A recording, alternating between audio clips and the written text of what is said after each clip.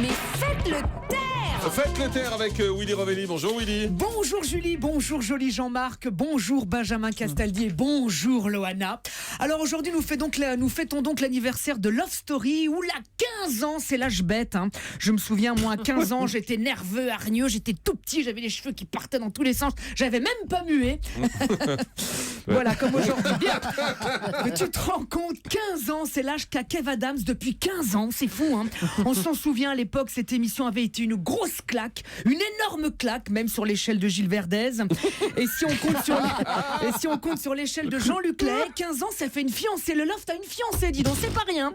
15 ans et pourtant on a l'impression que ça fait une éternité. À part Stevie et vous, Loana, on a oublié tous les autres. Hein. Si ça se trouve, quelque part aujourd'hui dans un resto, il y a un mec qui dit « Mais je vous jure, j'ai fait le Loft ».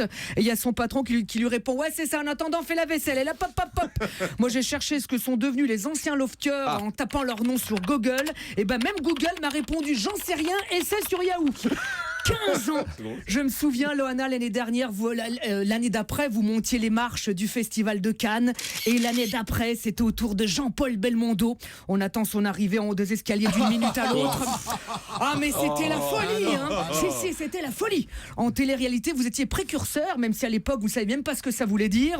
C'était osé pour M6, hein, surtout quand on sait qu'à l'époque, M6 n'avait même pas Stéphane Plaza pour te trouver un loft pas trop cher, net vendeur. Hein. Je me souviens de ce loft au mur criard, rouge, orange, jaune fluo. Il paraît qu'après la décoratrice est devenue la styliste de Julien Lepers. Elle a enfilé ses chutes de papier peint pour en faire ses cravates. Il était temps qu'il arrête. Hein.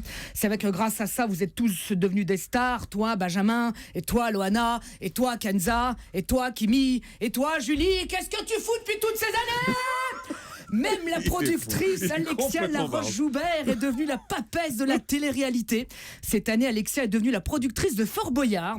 Ça se trouve, pour faire plus d'audience, elle va me demander de coucher avec Passepartout dans une piscine ou même dans un lavabo, hein, puisqu'on aurait largement la place, lui et moi. Mais tout de suite, je dis non. Hein, elle est tellement fausse, celle-là, vaut mieux que je la prévienne, elle est capable de tout. Hein. Parce que le loft, c'est ça aussi, des phrases cultes comme « J'ai décidé de quitter l'aventure » ou « Dehors, c'est que du bonheur » ou « Allô, Pôle emploi, vous avez du travail pour moi ?» que de la poésie. Mais pour vous, Loana, on le sait, dehors, ça n'a pas été que du bonheur. La réalité a parfois dépassé la télé. Aujourd'hui, vous êtes un peu la Renault de la télé-réalité, hein, toujours vivante, toujours debout. Bon, avec un peu moins d'alcool dans le sang, hein, parce que Renault, c'est plus du sang qu'il a, c'est directement du Bloody Mary. Aujourd'hui, vous dites, Loana, le pire est derrière moi, j'ai enfin envie d'être heureuse. Eh bien, maintenant que l'interview de Jean-Marc est passée, le pire est vraiment derrière vous. Alors, soyez enfin heureuse. Merci beaucoup, Willy Rovelli.